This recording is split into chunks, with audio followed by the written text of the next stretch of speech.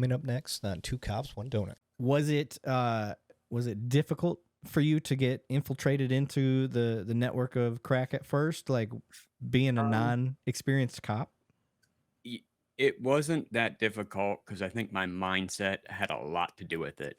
How I was raised, how to monitor, watch people, how to, figure the room, so to speak. I became really good at that. My job was to work with these people, to get to know them, to hang out with them, just that was your job. And at the time I was married. Um, it is not what it's all cracked up to be when you don't come home for days and days at a time and no one knows where you are and you can't say. So that was a Right. rough time of my life. And Absolutely. it's not like it is today where we got cell phones where we can track you No. as police off, watching out for our buddies. Like, all right, he's out on a deal, but we know exactly where his location's at.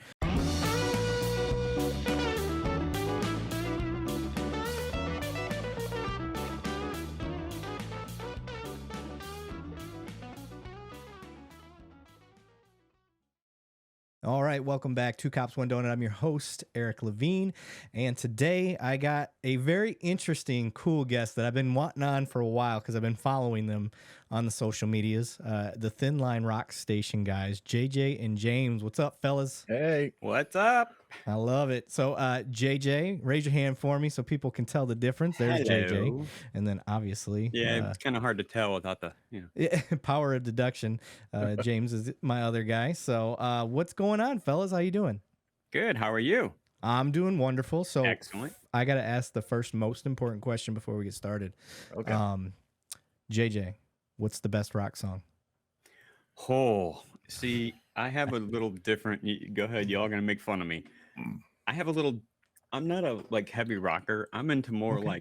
the old school Tori Amos and that kind of stuff. I'm a little more mellow. Okay. Little classic Favorite rock guy. rock song. I mean, I love Billy Joel. He's my all-time favorite. All right. 80s Joel or higher? Yeah, 80s. 80s No, Joel. Okay. no. There we go. Old Billy Hey, Joel. I've been known to rock some Piano Man at karaoke events. So Oh, yeah, I dig me some Joel as well. shoot. James, what do you like, buddy? Oh, we got to go with the arena rock stuff. We got to go with the AC/DC Thunderstruck. Def Leppard, Pour Some Sugar on Me is in the top 5. Okay. The good Okay. pump you up. So you go to a lot of strip clubs. That's cool. Pour some sugar on me. Old favorite. All right, fellas, let's get into this podcast. I just want to pick your brain a little bit on some classic stuff. And to be fair, both of those are freaking awesome. I love AC/DC as well. I love hearing Jim Brewer, the comedian. You ever hear his impression of AC/DC, the lead singer? Yep. Oh, when he does the nursery rhymes? Yep. Yeah, nails it. We're doing a hokey pokey. So great. All right, fellas, we'll start with you, JJ. First off, where are you from, and what led you to where you're at today? Let's see. I'm originally from Medina, Ohio. Grew up there. That's unfortunate. Got into law enforcement pretty early age. My cousin was a deputy down in Florida, so I naturally kind of went towards that direction. Just went through the academy, started working a lot of security. When I graduated the academy, went to a sheriff's department in Ohio and started working some undercover narcotics, things like that. So after that, got out, went back to private security. Nice. Any family other than that in law enforcement in general, military, like anything that drew you to that? Both my parents were in the military. Okay. What'd they do? Yes. My dad was in the Army and my mom was in the Navy. Okay. Very cool. Cool. That's rare Yes. for them both to be in, especially mom. So Yes. that's really cool. My mom's a tough little girl, let me tell you. Okay, so She's tough. I'm originally from Michigan, so I'm gonna shit on Ohio quite a bit during this conversation. I'm okay with that, brother. I'm okay with that. You're a Wolverines fan, of course. No. He's like, Somebody out there answer OH. Yeah, no. Somebody out there answered it. Yeah. Somebody did. Yep. I like going. I'm from the Flint, Michigan, so it messes with the Ohio guys. James, what about you, brother? Right out of high school, was in the Navy. After the Navy, became an EMT. Quite a while after that, got wanting to get paid for what I was doing, and switched to law enforcement and became a deputy sheriff myself. Okay. Now in the Navy, how long did you do? 6 years. Did you 6 years? Yep. Anything of interest? Rebuilt guidance systems to nuclear missiles. Hell yeah. So I worked with nukes as well. I guarded them while guys like you worked on them. I was at Malmstrom Air Force Base in Montana. And when you get stuck at a nuke base, I signed up during the time of war and in 06. And I never went anywhere because I was on the nuke list. And anybody that's worked with nukes knows if you wanted to do anything in the military, that is not a list you wanted to be on. It's very hard to get on. You have to have a good background, but once you're on it, you can't get off of it. It was miserable. I love Montana, don't get me wrong. Really liked Montana, but very miserable getting stuck in the same place. I signed up because I wanted to serve, and I felt like I didn't get to go fight bin Laden or anything. I don't think he was caught yet, or shot in the face yet, whatever you want to say. Right.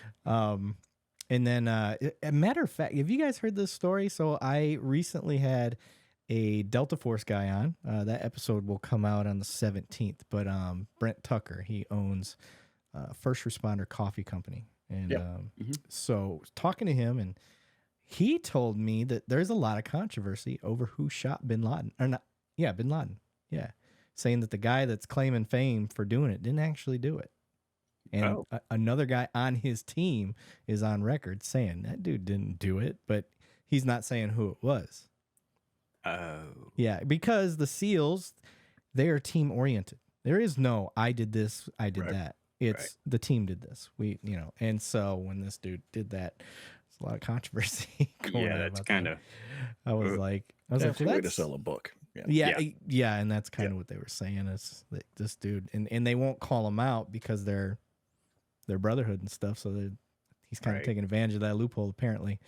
So, but I never heard that. I didn't know. Shit, if you would have asked me, I would have said it was that dude. Yeah. And but Wow. anyway, well, that's awesome, brother. I appreciate your service. So while you were in, you didn't learn any of the EMT stuff other than like buddy cams, military. A lot of firefighting. I was on a nuclear sub, so you learn a lot of first aid and firefighting if you're gonna be on the sub. No, she went on a sub. How tall are you? 5'11". Was it kind of miserable? When you first went out, I was in the first Gulf War, and they stacked the food on the floors because we knew we were going to be gone a long time. So the first couple weeks you were out, you had to duck because you were walking on top of cans of food. But after that, it got a lot easier. Yeah, it's not too cramped. Sleeping quarters are cramped, but I heard the food's bad in the Navy. What was your experience with the food? Submarines get the best food in all the do military. they? Oh, Absolutely. We'd eat steaks, lobster. We had really good food. We had the best cooks. But because even in sub school, we were getting fed better than everybody else. It was absolutely amazing. Okay, because I've seen some videos of food on the battleships and stuff, and that was not. No, look up some of the videos on the submarines. They've got the best food. Well, that's awesome. Yeah, I had a guy in high school. He is actually a submarine like commander. I don't know what that is. I lost touch with him after high school, but I do see on social media occasionally there'll be pictures of him with his whole ship crew or sub crew. I don't know what you call them. I know like 100 of them go on a mission for like 6 months at a time, and then they come back and there's like 50 couples. So yeah. Yeah, I love the Navy. Oh jokes. my God. Waiting for the long and hard and full of semen jokes. Absolutely. Okay. Now this is a true story. True story. I am in security forces training in the Air Force. The Navy police train with us. We are side by side. Now we're not intermingled by any means, but they're, when we go to chow, they're at chow, and but we're all in the same building. And I'm in line for chow, and I look down, and the Navy guys all have their names on their ass for some reason. So checking out this dude's butt, and I see the last name is Guzzler. And I'm like, so I'm elbow bumping my partner with me. I'm like, check out his name. And he's like, he hears us giggling. He's like, I know. I was like, bro, you could have chose any branch of the military and you chose the Navy, and he's like, my dad was in the Navy. I was like, dang, he didn't warn you? Like, I would have been like, nobody wants to be known as Seaman Guzzler. So, Yeah. and that wasn't set up for a joke. That's a legit, honest Oh, to yeah. God, strike me down story that happened to me. I was like, Oh my God, that's funny. poor kid. Yeah. But Oh, I digress. So Jesus. Navy man went into EMT and then into sheriff's deputy, correct? Yes. And then same for you, sheriff's deputy. Yes. Now, JJ, you get into sheriff's deputy. How long did you serve? 4 years. Okay. So you did 4 years. What was your specialty? Were you stuck in the jail like a lot of sheriff's guys start out, or were you No, patrol? I did undercover narcotics. Okay. So you went undercover narc. Correct. That's how you started? Correct. How the fuck do you start in undercover narc? Straight out of the academy. Again, this is before,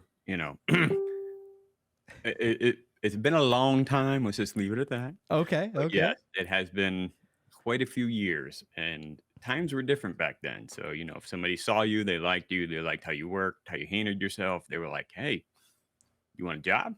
And at the Okay. time, I'm like, well, hell yeah, I want a job. I mean, this is 21 Jump Street, man. This is the Hell greatest yeah. thing ever, right? Yeah. Yeah, So you no, it was, I would not wish it on my way. It ended my marriage. It ended my, it was bad. It was rough.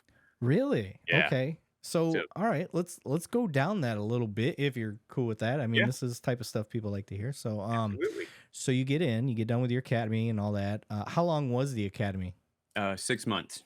Okay, 6 months. So still pretty on par with today. Correct. Some are, 8, 10 months, and then others are 4, 6 weeks, depending on your military experience, which I find ridiculous. As being a person that went through one of those academies when I first got out of the military, it's like, you guys set me up for failure because I don't know shit about civilian police laws now with my little 6-week academy. But so you get into that after you get done with the academy, you go into this undercover narcotics. Now, I'm gonna go ahead and guess. I'm gonna make a age discrimination guess, but crack was probably the big thing. Yes. Okay. Crack. Yeah, we didn't have much pills back then. Heroin wasn't that big back then. We had a lot of cocaine, crack, Okay. marijuana, ton of Yeah. marijuana.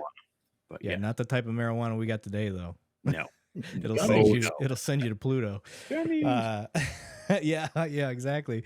My dad retired from my department, and that was the first thing he did. We took him to Vegas, and my family members, where all that stuff's legal, and they went and got him blitzed, and that dude was in a coma, I swear, for 24 hours straight. It was hilarious. But so crack being the big problem, especially 70s, 80s. As you're doing that, now this is in Well, how Ohio. old do you think I am? 70s. What the hell? Well, I'm saying that's Some when it bullshit. I want my money started. back. I didn't say you. Guys, so sensitive Oh, over there. oh, I said God. not you, but that's when the crack epidemic. Yes. That's when it kicked off. Cocaine real big in the 80s, especially when that pure stuff started coming over. But during that, this is Ohio, correct? I want to make sure I got my facts straight. Sure. Okay, we'll say it's Ohio. Yeah. Or Florida, whatever it is, wherever you're at. Was it difficult for you to get infiltrated into the network of crack at first, like being a Um, non-experienced cop? It wasn't that difficult because I think my mindset had a lot to do with it. How I was raised, how to monitor, watch people, how to, figure the room, so to speak. I became really good at that. My job was to work with these people, to get to know them, to hang out with them, just that was your job. And at the time I was married. Um, it is not what it's all cracked up to be when you don't come home for days and days at a time and no one knows where you are and you can't say. So that was a Right. rough time in my life. And Absolutely. it's not like it is today where we got cell phones where we can track you No. as police officers, watching out for our buddies. Like, all right, he's out on a deal, but we know exactly where his location's at. We can listen in. Right. One of the new things since you've been out of the dope game a little while, those AirPods. Mm-hmm. So you can listen and hear things. So I can listen and track my friends, and that is a device Right. that everybody overlooks them now because everybody's got them. Yes. So it's no longer are you wearing a wire? You always have a wire on you. They don't think I of it had as one time I was working with this crew, and I had a wire. I'm not gonna. Well, I guess it's been 30 years or 20 years, whatever the hell it's been, sewn into my waistband of my jeans. okay. You know, so I was supposed to have a SWAT officer covering me from a distance, and I'm dealing with these people, and one of them walked up to me, straight faced, and said, you ever have a glass bottle broke over your head?" And I was taken back. I was like, "Well, shit, man, this is gonna get real quick." And he said, yeah, I just looked at him and I was like, "Nah, but you know what? I saw a guy get one of those glass pitchers smashed over his head once, and that fucker, blah blah blah." Um, yeah, yeah. At that point, I'm over here trying to call, like, "Hey guys," I turn my back, start walking. I'm like, "You need to come get me now. You need to come get me." Yeah. Nothing. I got nothing. Oh shit. Yeah, So I got now all you the got to way back. improvise. Do what? So now you got to improvise. Yes. So I finally got all the way back, and the guys were like, "Oh yeah, we lost you like 20 minutes out. Your mic died, and we had no shit. clue where you were." I was like, "Motherfuck!" Yeah. Like I almost like that was, you feel that in your heart and your stomach, like, holy shit, it's gonna go down. I am probably gonna die today, or one of us is. Yeah, this is things old school cops had to deal with. My dad being one of them. And I hear about it, and I'm like, you guys, like, we take it for granted, all the tools that we have available these days. We're Yes. tasers, Yes. pepper spray that didn't light on fire if it got sparked by something. There's like things Right. that people don't consider. The 80s was some cowboy cop shit, man. Yes. Big time. Yes. And guys like you are going into the hornet's nest Yes. with very, at the time you probably thought it was great protection, but Absolutely. looking at hindsight, Young, dumb, and you know the rest. yeah. So kind of give an insight to those officers out there, because despite the time change, undercover work in itself, it hasn't changed. No. And the lifestyle hasn't changed. So if you can give any words of wisdom to anybody considering doing that type of work, what type of family? If you're law enforcement, stop and listen to me right now. If you're a police department that does not have an LPR system, Insight is offering the first 10 agencies, that means one agency apiece, gets one camera for free. You have to tell them that Two Cops, One Donut sent you. You heard me right. If you're a police agency that does not have an LPR system yet, or does have an LPR system, and you're not happy with the product you have, Insight is offering you a free camera. No strings attached, and they will install it. I have 10 to give out. Tell them Two Cops, One Donut sent you, or reach out to me, and I will get you in contact. If you're a business owner or an HOA, please stop and listen to me right now. If you're just listening to the audio, do yourself a favor and watch the YouTube version of this episode to get a visual of what I'm about to tell you. I want to tell you guys about Insight LPR. It's a license plate reader. If your agency, community, or business is looking to invest in LPR to help solve and deter crime or to make your community safer, Insight LPR has my vote of confidence. I've met with their team. They know their LPRs, guys.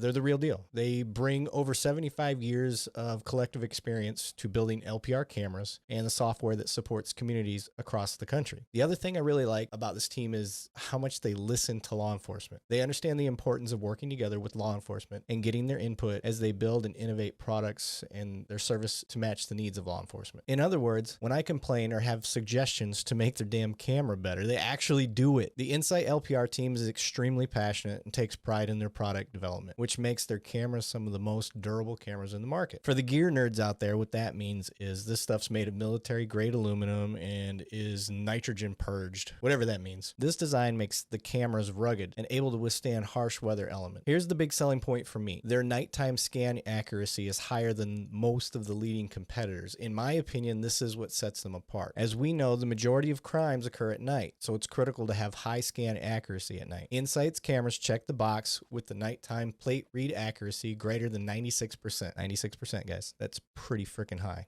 If your community is looking to invest in LPR technology, reach out to one of their experts today, or reach out to me. Tell them 2 Cops 1 Donut sent you.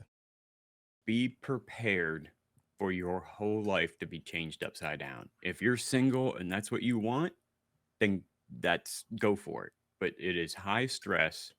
You are never, in green for any amount of time. You are always in orange and red. It doesn't matter where you are, who you're with. And most importantly, I tell everyone, new person, doesn't matter if you're fire, EMS, police, always go with your gut. No matter what happens, your gut will never steer you wrong. You walk into a room and your gut says, something's wrong. Always go with your gut. That is my words of wisdom. Yeah, go with that spidey sense. That's right. Yep. We still preach that. If you hear every cop, any cop with any amount of time, trust your gut. Trust your gut. Trust your gut. Absolutely. And it's there for a reason. Yep. And it does work. And worst thing that happens is you're wrong. Yes. You played it safe and you were wrong. So absolutely right.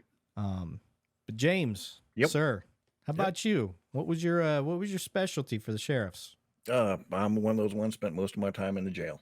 Ah, okay. Yeah. Gotcha.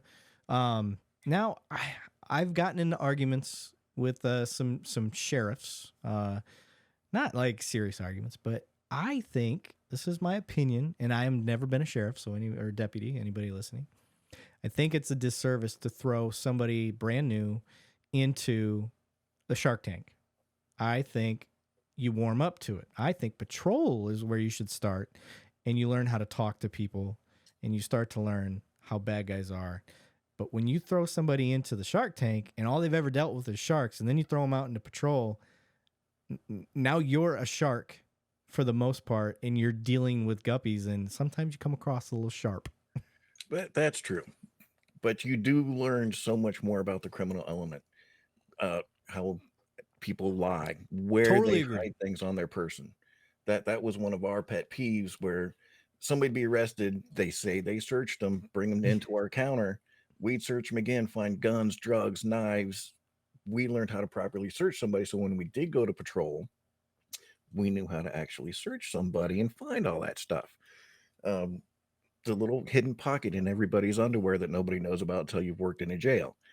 Little things like that you learn, but you're right. You do get that chip on your shoulder because everyone you deal with is a criminal. Well, presumed criminal at that point. Well, they're So, convicted. yeah, right? when you get out on patrol, Well, if they're in the jail, yeah, yeah. you're right.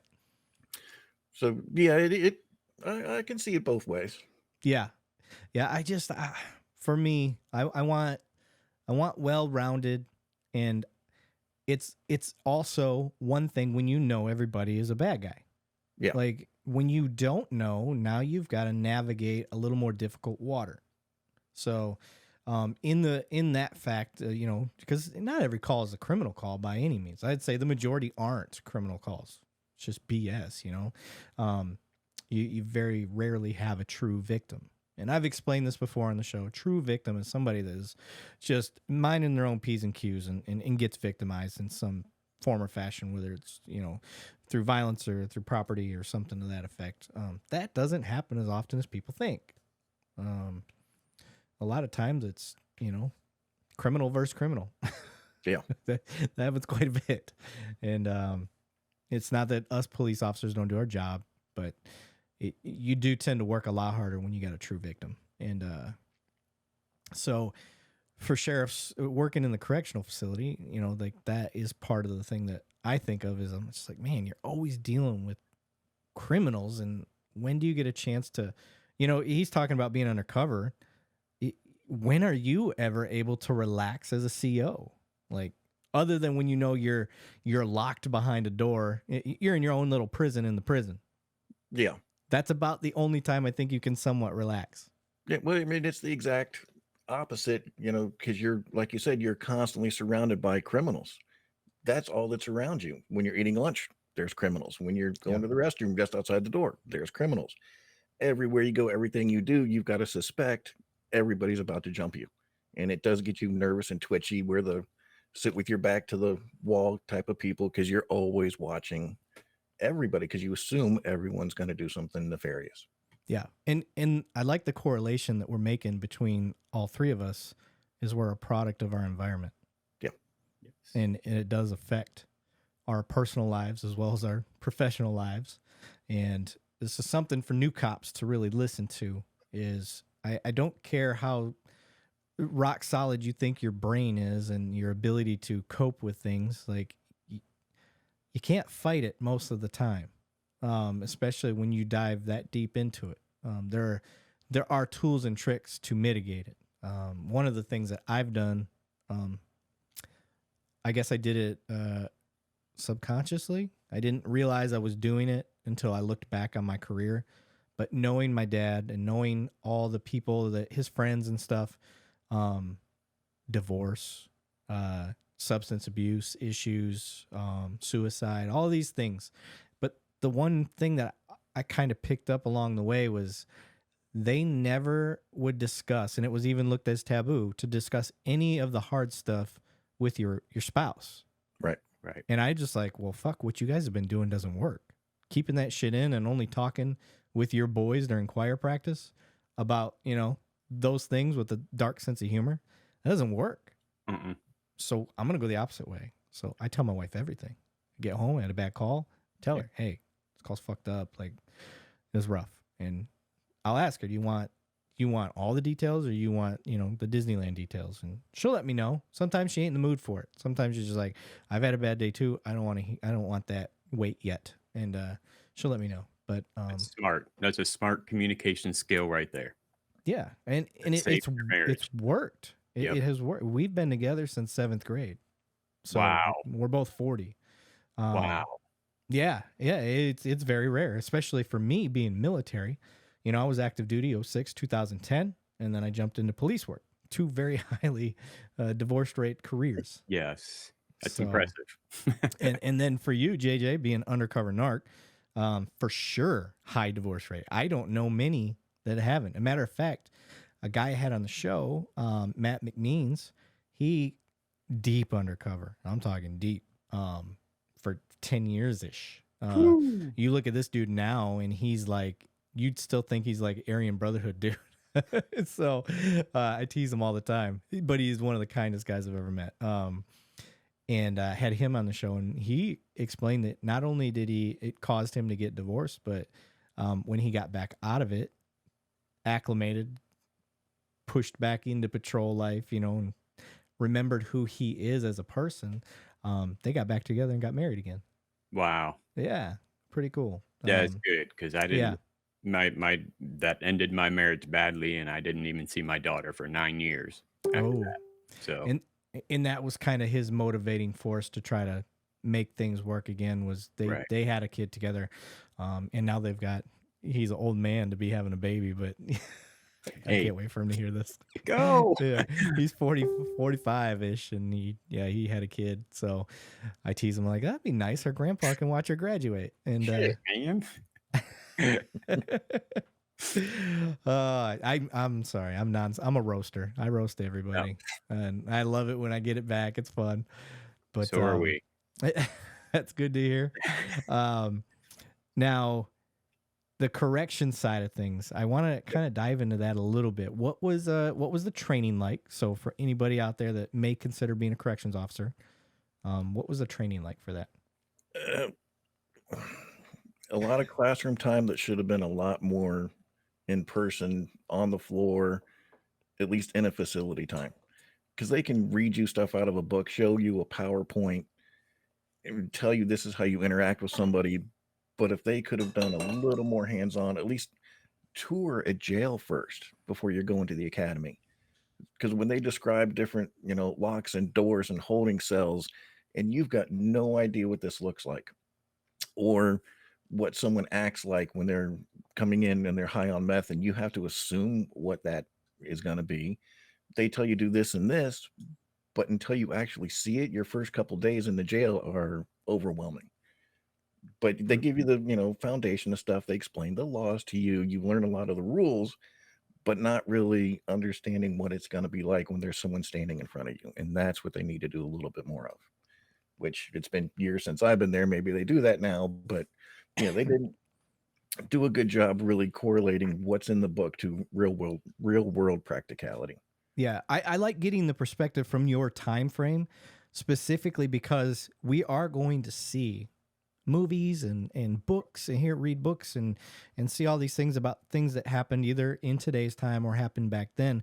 And it's cool to have some sort of archive of somebody like you that's gone through, and during your time, you're able to point out a lot of the flaws that got us to the point where we're at today.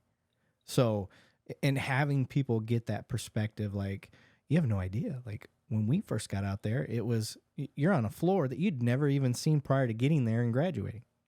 And not only you're on the floor, and for those listening, the floor, at least that's what they call the jails, the general population areas, being out on the floor, and that's where all your inmates are, and you're 1-2 deep per 30 inmates, or however many it is. I don't know how many you got, maybe more.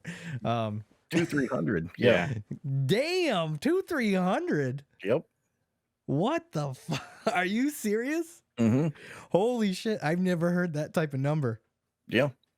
I was thinking like 60 to 80 would be out of control, but 200-300. We had floors that had almost 300, and maybe I'll tell you about the time I got locked in there without a radio. Yeah, that was fun. Oopsies. Oh shit! I would have just taken everything off. Fuck it, guys. Just it is what it is. Yeah. But that goes into, we can discuss, treating people with the golden rule, and especially when dealing with criminals. You're gonna hear cops and criminals. They have the same type of vocabulary when it comes to respect and street respect, prison respect. They're two different rule sets for sure, but there's a different type of respect than what you show your common citizen. Right. And making it abundantly clear right off the bat, like, hey, I'm not trying to disrespect you. Can we go over here and talk? Do you want to talk here in front of your boys? Whatever it is, like that alone goes a long way in the streets. Yep. But in the prison, it's totally different rule sets. So can you kind of dive a little bit into the dynamics of how prison life was for you? Well, depending on, I had a lot of insight. My father was a deputy, so okay. I grew up hearing different rumors, stories, and everything. So you had a cheat code like I did. Yeah, so I do quite a bit going in, and learn to not make friends with, but have that respect relationship with whoever's running the cell, the pod, whatever it was, depending what floor you were on. And even though they would never admit they ran it, you knew who ran it. And as long as you could get a mutual respect with them, you keep things calm and quiet during my shift, I will make sure things are calm and quiet for you on my end. And once you, built that relationship, you didn't let them get away with anything extra, but you had that respect understanding, they would keep everybody else calm and quiet, so you didn't have to deal with anything either. And that really helped, because you'd have the young first timers come in, want to try to prove themselves, and they would go shut it down for you, so you didn't have to. And that was really, really nice. Okay. Didn't always work, but yeah, getting to know the people, talking to them, because you'll get to know their family when they come for visits. You've got to talk to them then, and you see a completely different side of them than what they portray when they're in their cell. And yeah, getting to know them, and then you can let those little things when you're talking to them later of, hey, your wife told me this, or your mom told me that. Just want to make sure you're being taken care of, and I got you, and I'll pass her the message. Just those little respects, like you said, go a long way.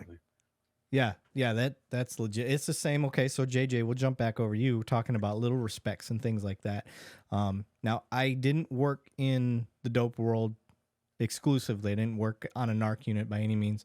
But for a short period of time, I thought maybe that was something I was interested in. So I really started doing that in patrol work. I really started, sitting up on dope houses, watching cars stop, learning Right. the habits and all that, knocking them down, doing the typical fishing, hey Yep. man, I just saw you Yep. left this house. What were you doing there? And they're like, Exactly. hey, if you weren't up there, then you don't mind if I search your car, do you? And they're like, no, go ahead. And, people listening that aren't in the cop world, the amount of offenses we find just by asking if we can look for them, knowing full well that it's in the vehicle and they know it's in the vehicle and they still let you go look. It's amazing. Like All you we can do would is not. ask. All you have to do is Yeah. ask. You're right. All you And gotta you do. even tell them, you can tell me no at any time. And Yep. they're I got nothing to hide. Go for it. All right. Okay. Well, Here we here it go. is. Thank you. Okay, they're not And my pants. Yeah. That's right. That's right. yeah. People laugh at that. That is like that went to Supreme Court. I don't know if you guys know that. That went to the Supreme Court. There's a Supreme Court case about somebody wearing another person's pants. Like that went all the way up. I don't know what the ruling was. Like I said, I didn't stick to the dope game exclusively, but somebody was telling me about that. Damn, who was it? Chris. Shit. I can't remember his last name. But big narc guy out in Washington. I just had him on the podcast. I'm blanking on his last name. But yeah, he was the one telling me about that Supreme Court case that changed a lot of how we deal with dope today. And these aren't my pants excuse. It's like the woman who said, "Oh, the cocaine the wind blew the cocaine into my purse." Yeah. Yeah. I don't know. I don't know how it got there. Shit, it's in the I wind. saw the guy ahead of me. He threw it out the window and Right. it's crazy. There's a good narc likes to share this like whenever they give classes to in-service and stuff like that. But there's this funny video of patrol car pulls over this vehicle that they see leave a dope house. And as he's walking up to the car, he's talking to himself. He's like, man, this is going to be a good bust. And then the next thing you see is balloons go out the window. Yep. Like, happy birthday. But it's got all the dope attached to it and just floats away.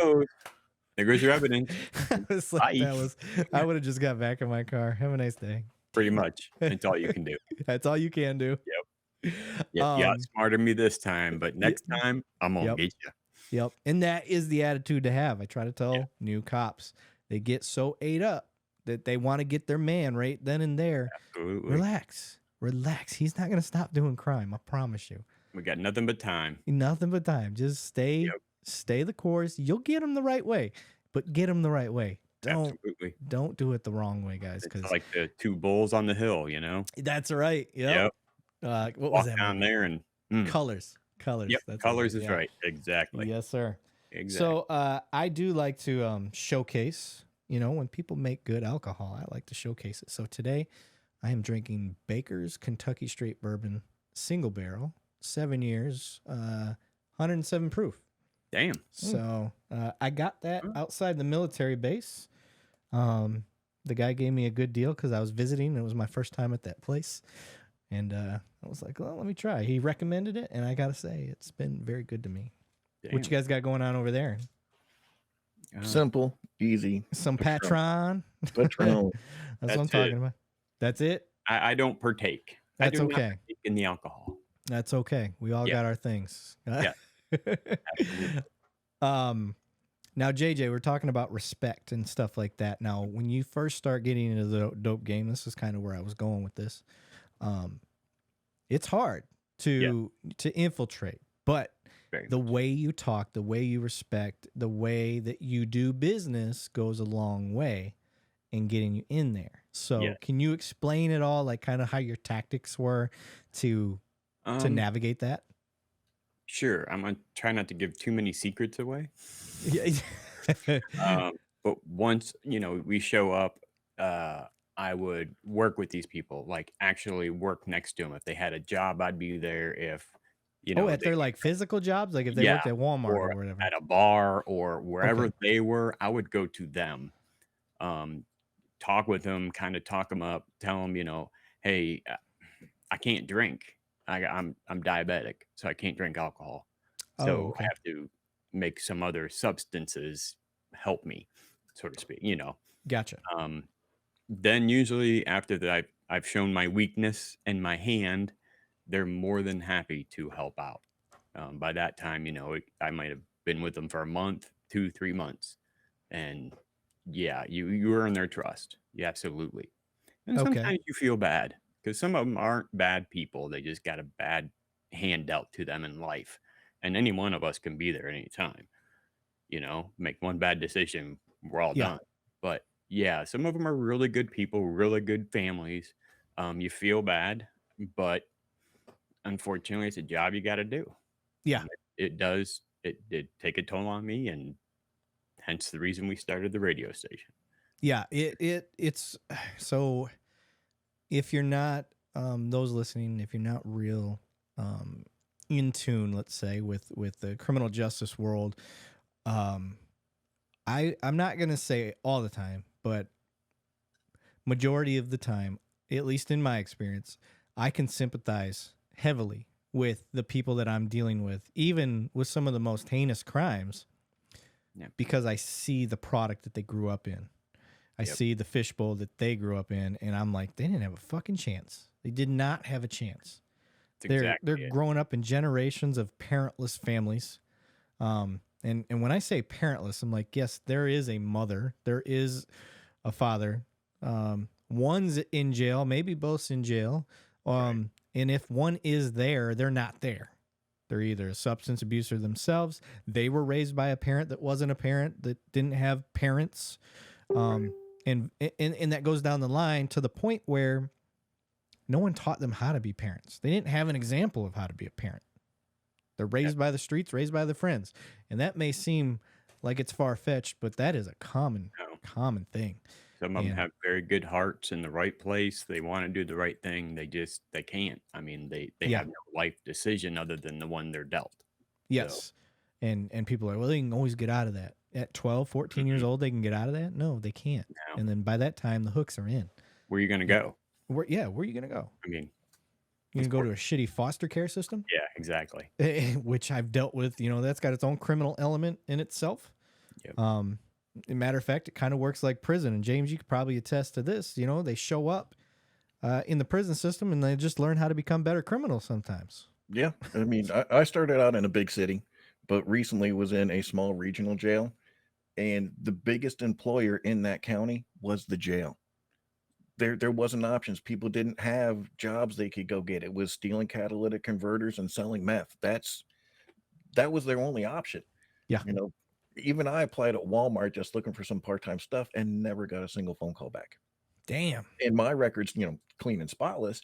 I Right. can't imagine what they were going through trying to get jobs. So everybody in that small town Yeah. was a criminal. And You had to no, watch everybody, and everybody knew everybody else was breaking the laws and who did what. But that was the only option there. that's probably why you didn't get hired at Walmart, because there's a lot of people that break the law working there, and they're like, What? we ain't having- doesn't hire criminals, do they? Oh, hell? of course not. No, that Wally happens. would never. So, all right. So, how long total did you do on the floor, so to speak? Almost 3 years. 3 years, and then Yep. you were like, "Get me the fuck off this floor." I don't blame you. My experience. So, I also worked in corrections in the military for a year.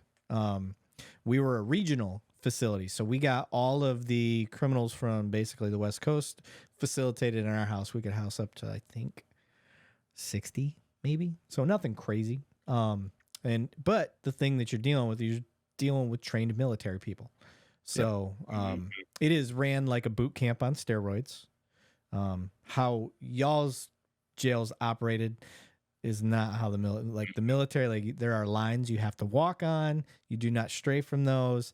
There's reporting statements to your jailers, so to speak, and they can only talk to you when they request permission, and they have to do it a certain way. I mean, it's crazy. Familiar. Yeah, you see that, and then you see civilian prison, and I'm just like, holy shit, it's like night and day. Yeah. Yeah. But yeah, I did that for a little bit. It gave me just enough experience to know I never wanted to work in a jail, because you really feel like you're in a jail yourself. Okay, I gotta be honest here. I tried to work in the juvenile jail. I lasted 2.5 days. Yep, yep. Whoa. I couldn't do it. These kids were, you can't do anything. Like Yeah, adult jail, you can do what you got to do, right. You can with protect yourself. juveniles. Oh no. There's Yeah, a whole different, nope. I lasted literally 2.5 yeah, days and I said, look, Sarge, I just can't do it. These kids are just horrible fighting us, and they have yeah. zero repercussions. And I just like, nope, not for me. Not my kind of gig. Yeah. As a detective, Dick, the juvenile packets that you have to do. So anytime you're filing a case, Hmm. when you're doing a juvenile case, you might as well double the work and double the paperwork and double the everything, every effort. It is a pain in the ass, and I hated it because you do all that, and just like you said, it goes Yeah. nowhere. So, I mean, yeah, it was ridiculous. I mean, what are you gonna do to a 12-year-old that steals a car? Oh, line your shoes up. Oh, fuck you. All right. Getting Well, yourself. No, fuck you. All right. That's it. I Thanks. tried. Good job. Yeah. Yeah. That would, man. See, that's the type of stuff that people just they don't hear, they don't expect. If you've never been around a group of 12 to 15-year-olds that they're like, let's go steal cars tonight, and not only are we going to steal the cars, we're going to go around and pull handles on people's vehicles that are parked in their driveways at night, and just burglarize every car that's open. And if we find keys in one of those cars, we're going to steal the car that it goes to. I mean, this is the shit that these kids are doing. And you think I'm joking. You think it's like, oh, it can't be that bad. They're like, that's just that's on my side. I'm in the North Texas area, with over 1 million population. Like it happens on every side of town where I'm at. Same age. And it'll blow your mind, people. The They type just of shit. got nothing else to do, and it's like a thrill to them. I can't figure it out either. Yeah. We used to climb trees and throw firecrackers in the lake or whatever, but these kids nowadays are like, screw it, we're gonna go steal cars and go shoot people or whatever they do. I grew up in Flint. I wasn't that innocent. I did some dumb shit, but Yeah, we've all done dumb shit. Yeah, trust me. He drank the water. It's okay. yeah, that's probably part of my problem now. Shit, that's a whole other corruption issue in itself. They gave all this money to fix those pipes in Flint, and they tell the citizens that it's their job to pay for the pipe that leads from their house to the street. Yep. Mm-hmm. Get the fuck out of here. Like you killed people. You proven corruption. People went to prison for it, and you're not going to cover that part. It wouldn't be a problem if you hadn't done what you done.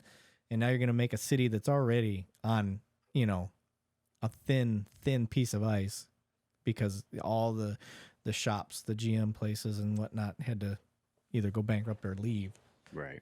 And that created its own little crime vacuum, because the people that could leave did, and then just left criminals and those that couldn't defend themselves out there. So that's why I got out of Flint. I love Flint. I've always have a soft spot for them, but if you can get out of there, get out of there. It's like the Matrix. You don't know you're in it until you get out. Michigan is bad. See? Mm-hmm. Yeah, for sure. Just not our college football. See, how many championships they got? Michigan? Way more than Ohio State. I can't count. I don't watch sports, so Yeah, that's okay. That's all right. Somebody's got to have the pants in your family. So yeah, exactly right. Damn it. All right, boys. So we got your experience in there. I'm sure we'll touch on it as we go, but more importantly, the Thin Line Rock Station. Yes. What was the inspiration, and why did we start this? Go ahead. You want to tell a story? Go ahead. After you. Okay. We were having a cookout one night, big bonfire, and most of our friends obviously are in corrections, law enforcement, firefighters, your veterans, first responders, the general group. And we're having a great time. Everybody's, partaking a little bit, laughing, joking, music's playing. But then somebody started talking about the whole defund the police movement and the different people that, knew somebody that just committed suicide. And the whole tone just came down. And eventually he said, we need to cheer it back up, turn the music up a little louder, started telling more jokes, and wanted to be able to reach out and bring everybody else in the community in with us. And it's, how do we do that? How do we get every first responder to come to this cookout? And the only thing we could think of was starting a radio station, because turning up the music was the number one thing. So we're like, okay, fine. And it kind of started as a joke. Mm-hmm. It's, we'll do this. We'll just share it with some friends, tell some jokes, play some of our favorite music, and kind of laugh that way. But then we started getting listeners, and it was one of those, uh-oh, this is growing. People are liking it. They're sharing it. They're talking about it. We need to get a business license. And then it kept growing. And then it was, well, we need to get, social media, start up, Facebook pages, this and that all set up. And it kept growing, except social media. And then it turned it into, people calling and asking for help. So now we're in the process of starting a 501c3 and being able to give back to the community.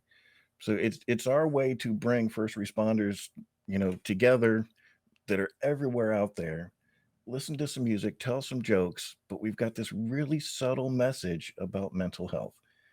In between the songs, when you hear us talking and DJing, we'll mention something about a website or a charity that's out there for mental health.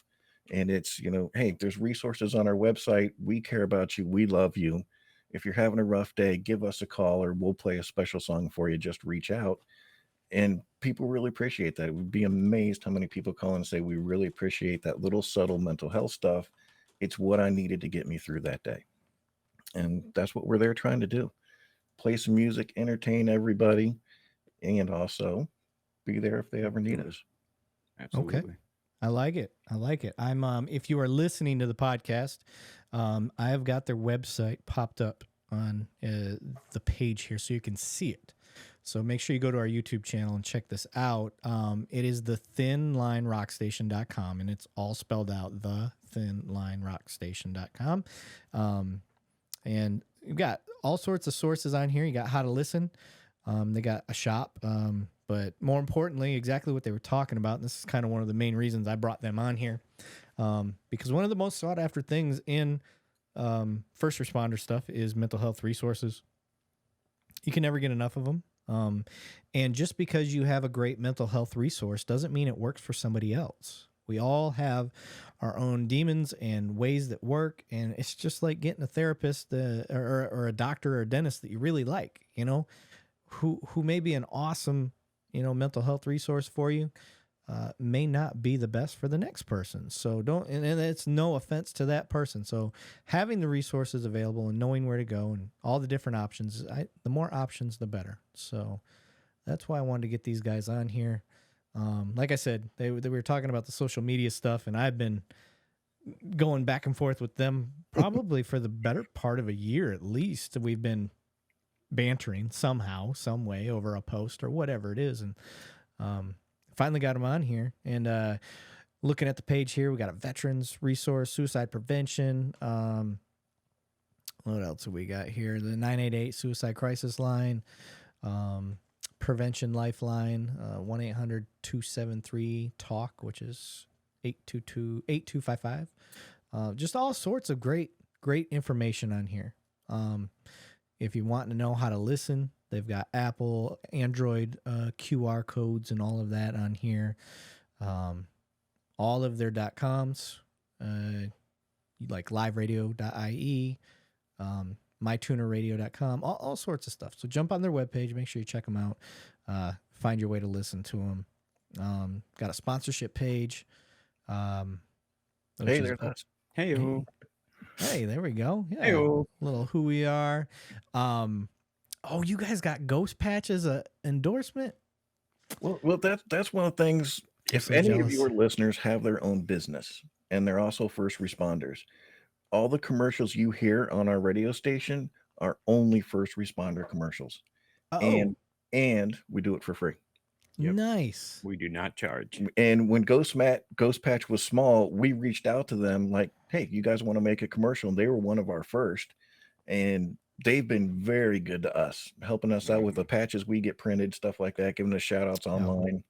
I've been trying to, they just came out with the metal Velcro patch. It looks like it's metal. It's not. Yep. And I'm trying to get I wanted to get my guys, my team. I'm on a specialized unit. There's There's about maybe roughly 6 to 10 of us at a time. And I was like, man, that'd be cool to get those badges because we wear outer carriers with the Velcro quite a bit, but we do undercover work as well. So we'll be in undercover cars, and that metal through the window, through the tint, you can see it. So I was like, it'd be cool to just be able to Velcro that thing on and off. And then plus, if it gets messed up in a fight or whatever, not a big deal. It's a piece of rubber. But your metal badge, like, that's expensive, and everybody wants their metal badge to look nice. You don't want that to be all messed up. So yeah, Ghost Patch is awesome. And they're very good to us. Yeah, I would love to get them over towards us. Man, we can maybe see what we can do, make it happen. Make those egg, man. Maybe a little connection, a little love connection. All about networking. And the same principle for my podcast is I only allow sponsorships from first responder related stuff. Yeah. Realtors have hit me up. Some sites that I won't mention have hit me up that don't belong on this format. And I'm just like, as happy as I am that you guys want to give me some of your money to put an ad out here, I'm not doing that, dude. Right. But just once again, for those listening, I got the page up here on our YouTube page, and you'll see it on our Facebook page as well, and all the rest of them once we put this episode out. But just want to give you guys the opportunity to check that out. Let's click this off here. So since you started, what year did you guys start? 2021. So we started the same year. I think this is why we found each other. We started around the same time. I started April of 21, and I was doing everything I could to look, research, find other people doing because I didn't want to copy anybody. That was my big thing. I was like, I don't want to step on anybody's toes, and Donut Operator and Officer Daniels, Mike the Cop, all these guys were big names, and I was like, I don't want to do what they're doing. Like, I've got my own idea, but if they're doing it, then there's no point, is what I thought. Right. But now that I'm in this realm, I don't care if 15 other cops jump up and do the same thing I'm doing, because JJ and James may do this same thing, but their perspective is different. The conversations they have through their experience is going to be different when they bring somebody on the show, and they could bring the same exact person on the show, and it's going to be different. And I think that's cool. I think we can educate that way. That's kind of the primary mission of my podcast, is just education through perspective and humanizing. So people now, they're going to be like, who the fuck are these thin line rock station guys? Well, here you go. We've had on some of the same people a lot of the podcasts I've on, like we've had on Sheriff Lamb, people like that. Sheriff Grady. Oh, you've had Grady? That's my other Lamb, Grady were my two bucket list guys. I want to get both of them. Why'd you shoot that guy 68 times? Because we ran out of bullets. Yeah, well, Yep. but like you said, we ask them completely different questions. We'll ask them about what concert they've been to. And we got to ask you a question, actually. Mm-hmm. One, we ask all of our guests to come on. I need a yes or no answer. Does pineapple belong on pizza?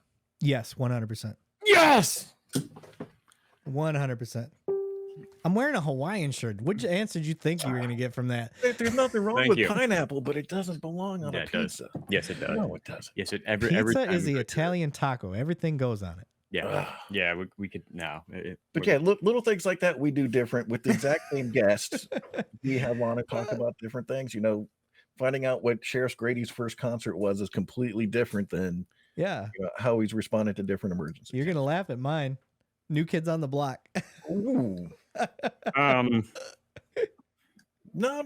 Hey, I'm not judging, brother. Hey, I was like 10. I saw Air Supply, so hey, I like Air Supply. What's wrong with that? Yeah, I like Air Supply. Now, in my defense, I am a music fan.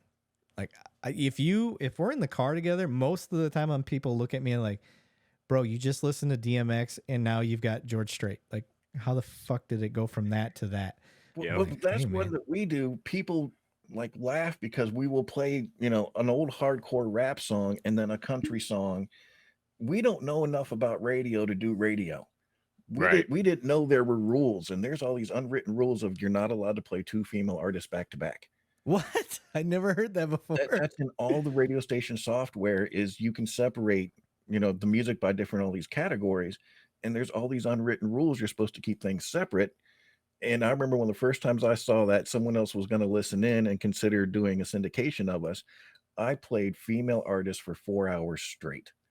I'm like, I'm not going to follow your rules. I don't I know. We're like it. playing what we want to play, how we want to play it. We're going to go from rock to country to rap Right. and just enjoy it. And it's a huge variety.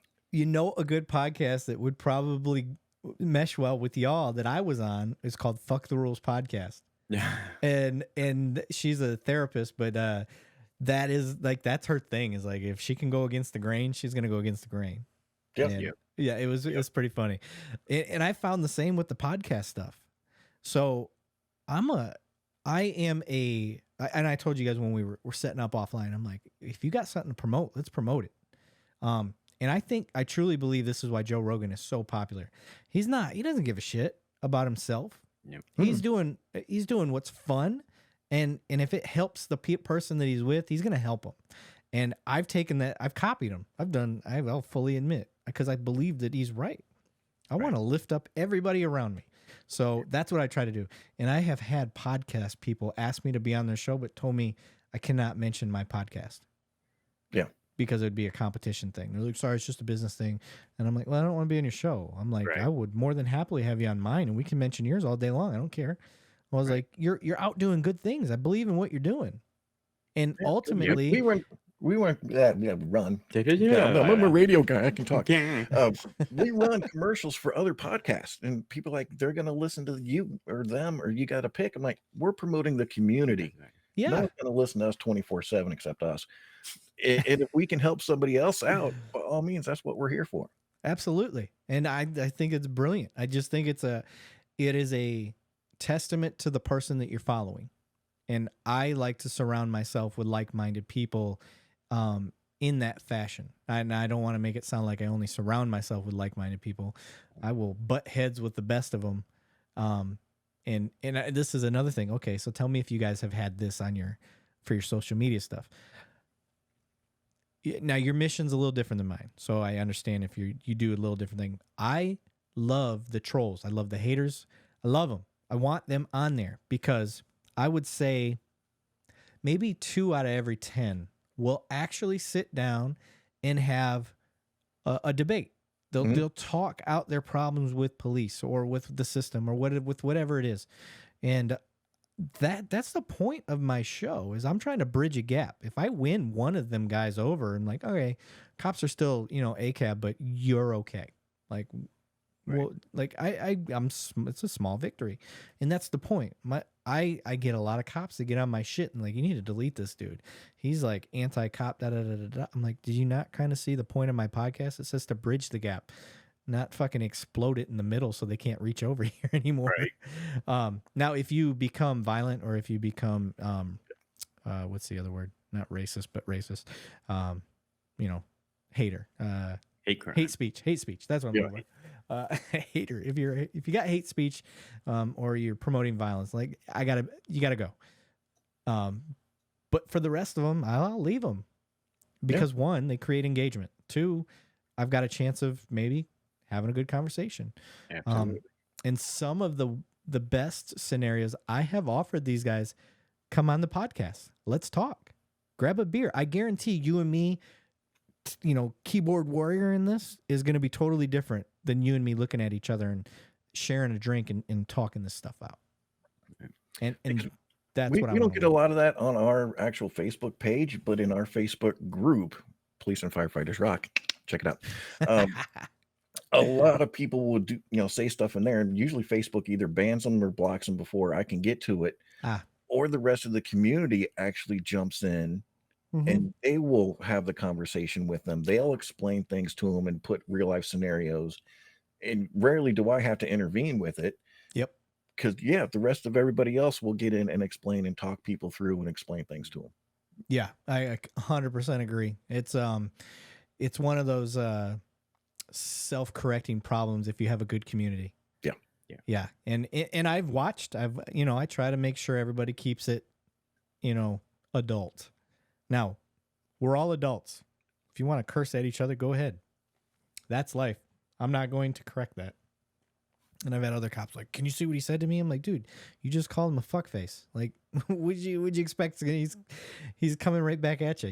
You're an adult. I'm not kicking him because of this." But What if somebody calls my mama a whore? right? is Well, she? is she? Yeah.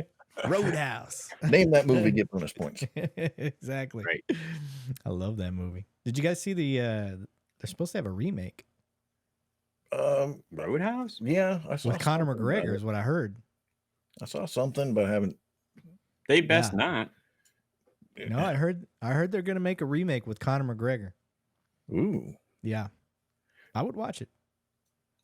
You know, they remade what is it?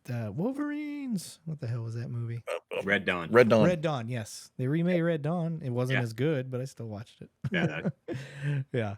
There's something about that fear growing up in the Cold War that it made that shit like very realistic. But today, you know, the threat of Korea coming in here and all that stuff, like I just don't see the kids these days, they don't have the same set of rules that we had when we were No, they definitely faced with don't. the Russian threat and, you know, communism and all that stuff. So, all right. Now on your guys' page, Yep. and with your station, how has the growth been since 2021? We can see the peaks and the valleys, and we usually have to reach out directly to departments. We'll send out postcards. We'll put together gift packs. Right. We'll send out things and mail them to like just one certain state because and we can see a huge spike for a while coming from that area. Social media is so against us, as I'm sure you're aware. It's a struggle. It is. It is. We'll get together with like poorly made police memes. I'm sure you are aware of them. They're coming on the podcast. Nice. Yes, we just had that conversation. I actually think they booked a date. So that's coming up soon. I'm excited about that one. Yeah, he's got a huge number of followers and he'll give us a shout out. And then we'll see a spike from that. But other than that, social media is such a hard way to get listeners. It's been word of mouth. It's been reaching out to a department to congratulate somebody who's done something. Or one thing we do that we don't put out there that much is we send out mental health gift packs. It's got some books and some training materials as well as really good headphones so they can listen to us and some food, Nice. snacks, stuff like that. And if we find that somebody's been through a very traumatic incident, we'll send it to their department. And things like that, it'll spread through that community. We can just see because we can see where every listener is. Yeah. And we can just see it start in that city and slowly spread and spread and spread and spread. And our listener count will go up in that area. And that's not why we're doing it, obviously, but that's the way it's getting out there, is that word of mouth and friends and stuff, because social media is so anti first responder that it's hard to grow through that. So y'all are syndicated, correct? No. So you just through the internet then? Yes. Okay. That's what I was trying to, because I talked to John J. Wiley. He does the law enforcement talk radio podcast. Yep. Mm-hmm.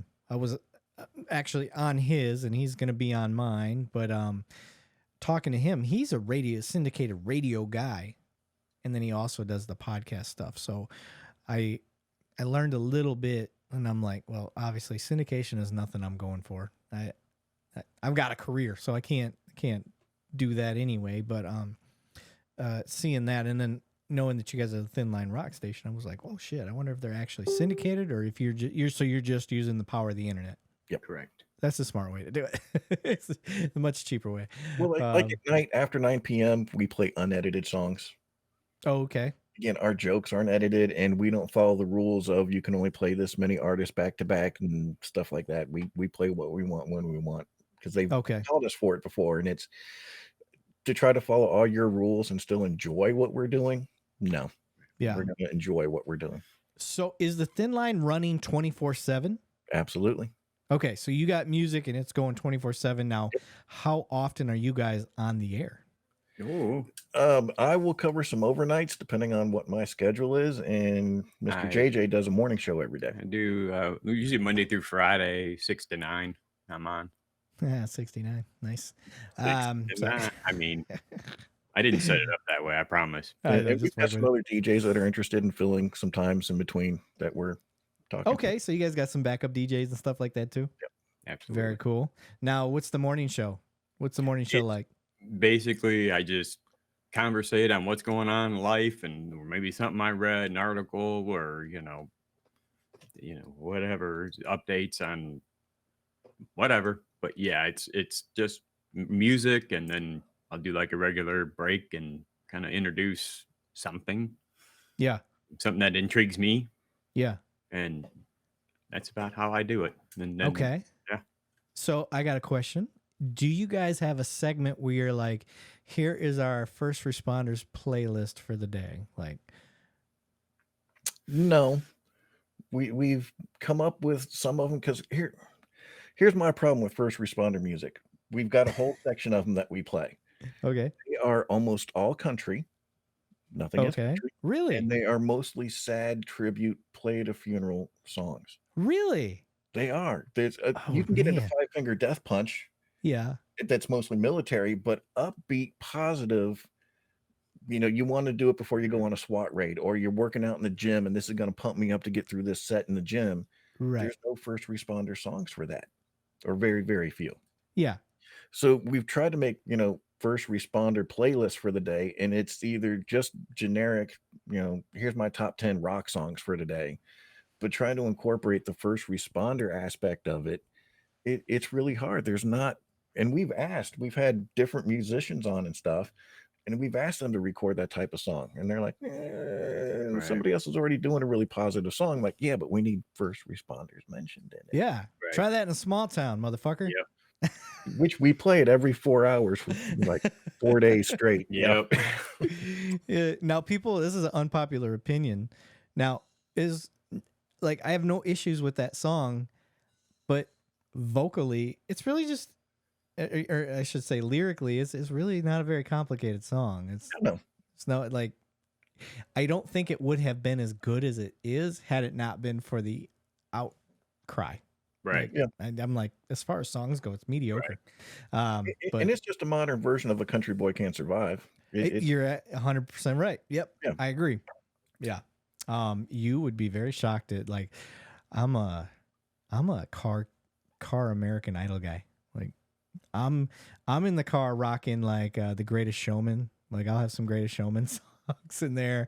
I'll do some Disney, Aladdin songs. It's a whole new world. Yeah, 100%. And I'll sing the guy and the girl part. I don't care. Yeah. Oh, I'm with you. I don't give a Hey, shit. if you got the chops, belt it yeah. out. Oh, I don't think I have the chops at all, but I'd still do it. My wife says, you sing good some days not so good. So I'm like, it's fair. You can't be golden all the time, but in the shower, do you ever do though. cadence in the shower? Oh, I've done cadence. I am a cadence caller. As a matter of fact, when I go for runs, like, I have a playlist of guys calling cadence to keep my steps in place. Like, it does help on runs for sure. There's a young guy who's kind of famous on TikTok, does cadence. Yes, and I know just started exactly. mixing Young cadence little with blonde haired dude. Yeah. music. Jonathan Michael Fleming, I think his name is. Yeah. Yeah, we just started playing some of his stuff. Yeah, he's badass. He's a good dude. Yeah, he's awesome. You ever get connected with him, let me know, man. I'd love to get him on the podcast. Yeah, we've already talked to him. I can hook you Oh, up. nice. Yeah, Yep. that'd be sweet. And vice versa. Like I said, I am not like other podcasts. If I can network you to anybody I've had, I will network you. Like, I like help. We're all on the same mission, guys. Yeah, absolutely We're right. all on the same mission. We have the same goal. Yes, I want to help cops. I want to help the community. I want us to understand each other. I want us to have more insight on each other's worlds. So if I can do that in any way, I will. And same goes for anybody else out there. If they want anything that I've had access to, I will gladly give it out. This last guy that I had on the podcast, he's got the first responder coffee going on. Very cool. Yep. One of the first people to focus on first responder coffee. I know there's the Blue Roast or something like that. There's another company out there starting to get into that world, but man, I'm like, let's get on. I'll get you. He started making cigars. I got him hooked up with a guy that is local in my city, retired cop, has a cigar shop. I'm Oof. like, I mean, he here he is, a retired police officer. I almost said the department. Retired police officer, owns a cigar shop in a major city, and has no first line products. Yep. Right. None. So why not? That makes sense. Most of the people that go in there are first responders. So if it's a good cigar, I don't smoke cigars, so I couldn't tell you. But if it works out, now they're going to be connected. So that's the beauty of our families, our first responder families, Absolutely. is Yeah, doing that. Yeah, if you've got any of your listeners or followers that are, have a side hustle or they're retired and they've got a business, like I said before, we'll make commercials for them and put them up for free. Hell Just yeah. to try to help spread the word.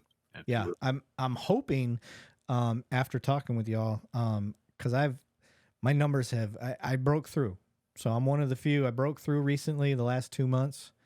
My reach is like 25 million right now. Nice. Now that doesn't translate into my followers and my No, but subscribers, Right. but the reach. And if you understand reach and engagement, you'll know that people are seeing us on their feed. right. Like they're scrolling through and here we are popping up. So that's all you can really hope for as they eventually click on it. But yeah, we're sitting around 25 mil on engagement, or I'm sorry, reach, and our engagement's sitting around 3 million. So That's in that congratulations on that. that literally happened, I know, in the last 2 months. I couldn't do a podcast while I was on my military time, and that was 30 days. So while I was there, I was like, I'm going to work on my reach and engagement. So I started listening to a couple guys, Bellum K9, shout out to them. He hit me up and he's like, here, try this, do this. And he gave me kind of a strategy. And then John J. Wiley also with his stuff. And I just listened to both of them. I did exactly what they said. And all of a sudden, boom. So it can be done, and it can be done in a relatively short period of time. It just involves a lot of, and we can talk offline about that stuff if you guys are interested. But I totally plan to take advantage, because you'll see that I've posted a lot more reels lately, and that has Yep. been part of the trick. So I'd like to make a reel with y'all and promote your stuff, and then we can get you guys out there on my reach. So Yeah, because that's one we're going to start doing, is taking short video clips. If we mention a certain department on air, yes, videotape that where we're announcing and congratulating somebody and putting that up as a reel. yeah. The big fault that I was doing for the longest time is, like, if I had the Thin Line Rock Station on, I would put the Thin Line Rock Station on my website, or their website on my stuff.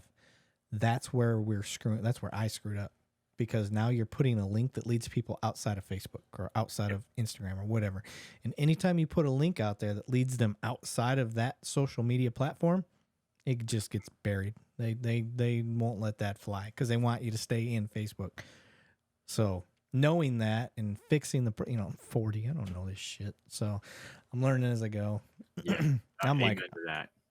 yeah, I'm sharing their stuff. This should be great. And Yeah. nope.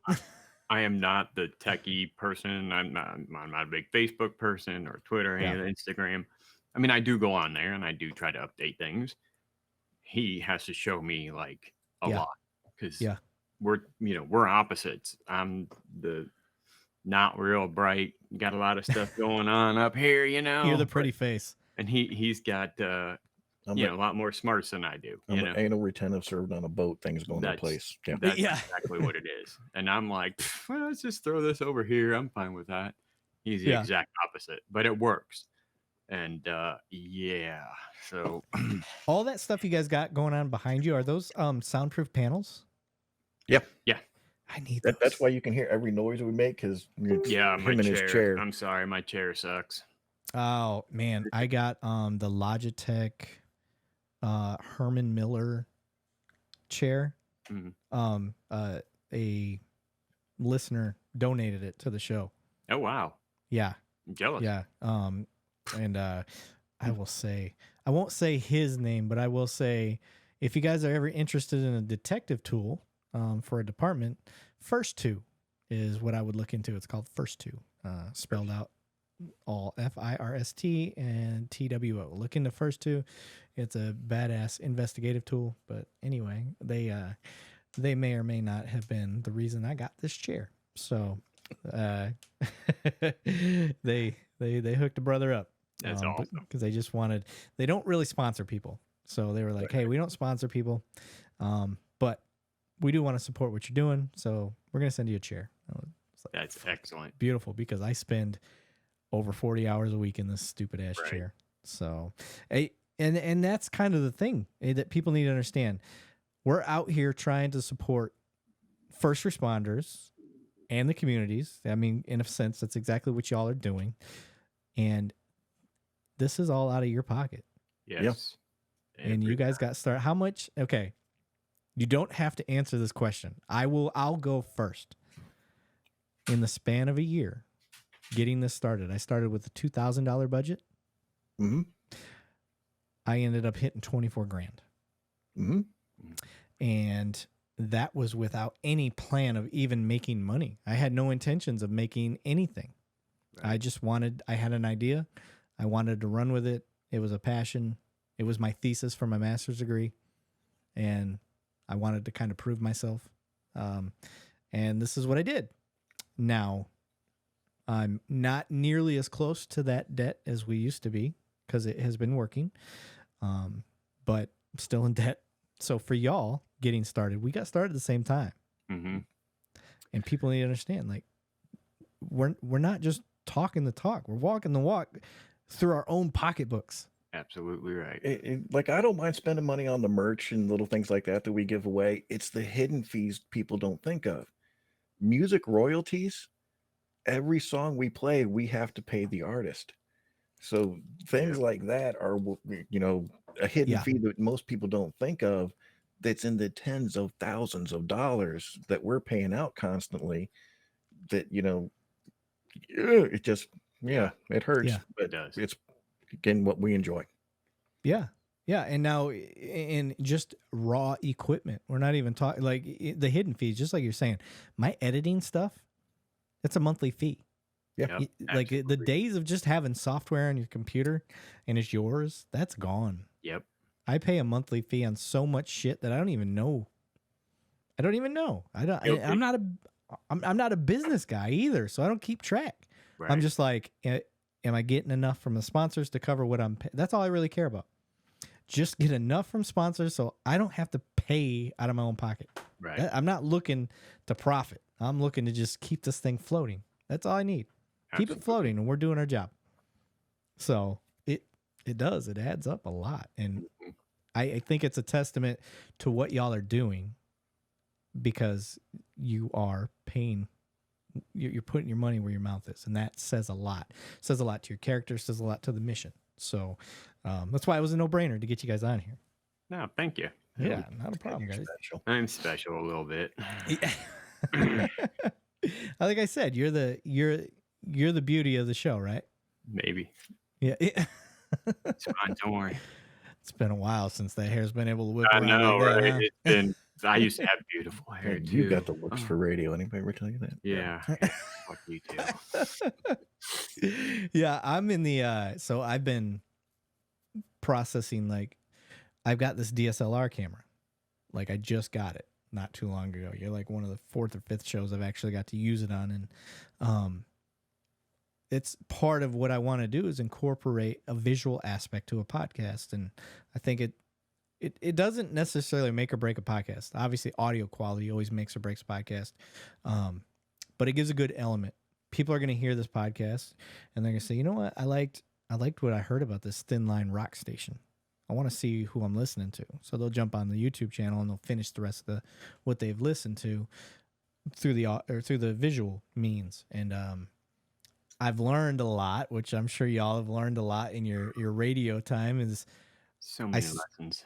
I've started with a basic webcam, and then I jumped into a Logitech like HD webcam. It was like 4K quality, and I'm like, okay, I don't need anything else after this because this is HD quality.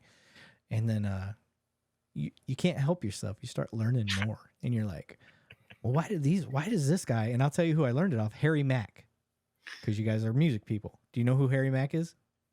I know I've heard the name. He's the freestyle guy.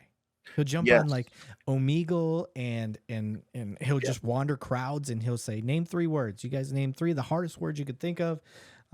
Don't name an animal and don't name a food, because those are the most common ones. I got his stuff down, and they'll name crazy ass words, and he will make a whole rap song based on the words that you give, and I love that stuff. Wow. But when he does it from his studio on Omegle, like he'll be on Omegle and just, do you guys know what Omegle is? Yeah, I love the do on there. The do is my man. Yeah, so like for those listening, it's kind of like a chat roulette thing where you get put with random people and you can chat with them if you want, or you can go on to the next. So chat roulette, and he'll get on the Omegle, which is the same thing, and he'll freestyle rap for him, but his camera quality is amazing, and I'm like, why is his camera? He's so crisp in the thing. I'm like, it looks like you're looking at like 20K quality. I'm like, why is that? Well, I talked to a photography buddy of mine. He's like, oh, he's on a DSLR camera. I'm like, what does that mean? He's like, it's like a 4K camera. I'm like, I have a 4K camera. It doesn't show that. I don't look like that. And he's like, well, you've got a webcam. It's a little different. I was like, what? He goes, this has depth. And I'm like, what the fuck is depth? Cost. And so now you go down that rabbit hole. I want depth. What's depth? So I start looking, and now I got a DSLR camera, and I see the difference, and I love it. I think it looks way cooler. You know, you got kind of a little bit of a blur in the background, and it hones in on the person you're talking to. Well, now I need 2 more of those cameras. Actually, I actually need 3, because the cameras that I use for when I do in studio, they don't do this. So does your wife know you're going to spend all that money? that's the thing. Kick your ass. No, she knows that I will not even attempt to buy those until I either get somebody to sponsor the cause, donate to the that's the goal. So don't make me tell her. No. Don't put me in that situation. Please don't. Yeah. So that's exactly what I'm trying to do, because I got these. You would think a camcorder. It's a 4K camcorder, a Canon. Mm-hmm. They don't do what DSLRs do. I didn't know that. I didn't know that. Is there like a huge price difference between the new camera and the? Nope, they're the same price. So had I known, I wouldn't have got these. I would have got these. Yeah, we use the one you had, the decent 4K. The Logitech Brio. Logitech, yeah, we had that one, and I was like, that's an upgrade. Look at this. Yeah. But now that you're saying that, I'm like, well, shit, maybe I'll have to go check out the other thing. Yeah. So I use, if you're curious, it's the Sony EV10. And that it's basically designed for this. So EV10.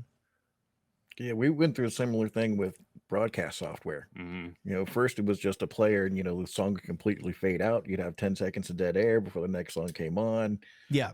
Oh, yeah. Then it's, spend this money. But it's been worth it. Now it sounds so much better than what we used to. You guys sound great. Probably the best I've ever had on here, to be honest. When you guys turned the audio over, because I saw you guys talking into mics, and for those listening, we were getting started, and I'm like doing a sound check, and everything. God, they sound like shit. Why do they sound so bad? I can see that they're XLR mics, so they should be somewhat decent. They have a radio show. What brand are y'all using? He bought them. I have no idea. He automatically passes the buck. He bought them. Toner? Toner? TONOR? I haven't heard of those ones. They sound great. This mic got donated. And shout out to, you can kind of see him in the background on that boom arm. Nice is their sticker. Again, another law enforcement company. They're for detectives, but they listened to the podcast and they heard me. I had one episode where I was talking to somebody else, and I was like, we got to talking about equipment. And I was like, yeah, I'm using the podcast mics. They're really nice. They're about $100 a piece. You know, they work for what I do. I think the quality sounds just like I don't have an ear for anything better. I said, but everybody knows that like the creme de la creme for podcasting is the Shure SM7B. Like that is the mic to have. That's what Joe Rogan uses. Mm-hmm. Well, they heard me say that, and they got the SM7B from Shure and sent it to me. So Nice. Any chance we talk about something like this, I will give them a shout out. Thank you, Nice. I appreciate it and your That support is for awesome. the show. So yeah. So now I got this and 3 mismatched mics in the back, which are podcast mics. We got we've got the previous generations we've had yeah. somewhere Yep. here. Oh yeah. Yeah.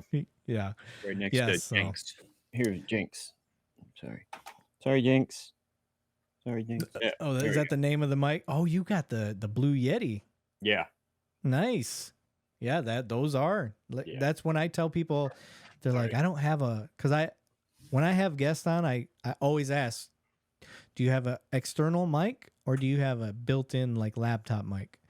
And I don't, unless they are just like the top of the list of requested people, I won't let them be on the podcast anymore if they're just going to have a shitty quality mic. Right. Because we're wasting our time. The Right. point is to get your message across, to get you heard. And people are going to turn you off if you sound like shit. Yes. We run into that when we ask people to, hey, why don't you create a, 30-second or whatever Commercial. Yeah. And when they send it to us, it's over a cell phone. It just, Yeah. you got to let them know nicely, hey, that was good, but Yeah. blah, blah, blah. Yep. So it's, getting them to that point to where they can realize, oh, well, shit, I'm going to be on the radio and I need the higher quality. So yes, I know what you mean. Yes. Now, what is the future for Thin Line Rock Station? Where are your guys' goals? What are you looking to get accomplished in the next 6 months to a year? You want to go ahead? No, you got this one. I did the last one. All right. Right now, we are in the process of going for our 501c3. Okay. We really want to reach out to more of our community to support the mental health. We've created these packs. I like to call them adventure packs because they're usually in a cooler. We put them in a cooler. Wait. What? Tell them what they're called. They're called PMS packs. Positive Mental Supplies. They're the PMS packs. They're the PMS packs. I'll call them what they are. The PMS packs. Hope you like that one. Anyway, so we made these to kind of spread out. The problem is, yes, they are quite costly, and everything we do comes out of our own pocket. So we're trying to change it to a charity so we can grow more and get more of that positive mental health out there. That to me is the most important thing as far as we can go, because I've been there. I mean, most of people probably listening to your podcast has been there at some point in their life. I've been there several times. It took a lot to get out of that hole. So anything I can do to make people understand there is a better way. There are options. There are tools. There are everything you need. All you have to do is ask, period. That to me is the most important. I'm trying to get the word out there. Gotcha. James, you got anything to add to that? Go to a lot more concerts. Yeah. Because again, the more we can reach people just through listening to us day to day, that's the one I want. Is a lot of people just tuning in, get those subtle messages from us, but being able to be entertained. Take your mind off of something for 5 or 10 minutes and just listen to us between calls, or where you're sitting in a parking lot somewhere, working special duty and somewhere, and you're just sitting there bored. But you want someone who's got your sense of humor and tells jokes that you understand. Because we'll joke about badge bunnies and cream-filled donuts. Oh yeah, and different things that the average person's not going to understand. But when you listen to us, you're like, they get us, they understand us, and they relate to us, and that's what we want to try to reach more and more people and entertain them, as well as be there to support them with their mental health. Gotcha. It's beautiful, man. I like that. And it's funny you mentioned the donuts. I've been so Voodoo Donuts is my I'm trying to get a donut sponsor. Ooh.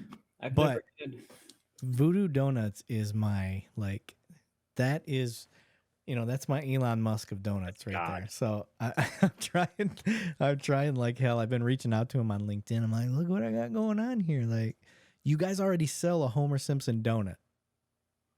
Strawberry sprinkles. Yeah. And it's pretty much my logo. So and the Simpsons are kind of my because I always growing up I thought that the having a dad that was a cop and then hearing the the Springfield cops and the chief and all that Right. stuff. I thought it was funny, and so that's kind of the theme of the show for me as far as our logo and whatnot, and without trying to get into any infringement on The Simpsons, it's the best I could come up with. So I have been trying like hell to get Voodoo Donuts to notice me, and hasn't quite worked out yet, but we're getting there. We're getting there. Yep.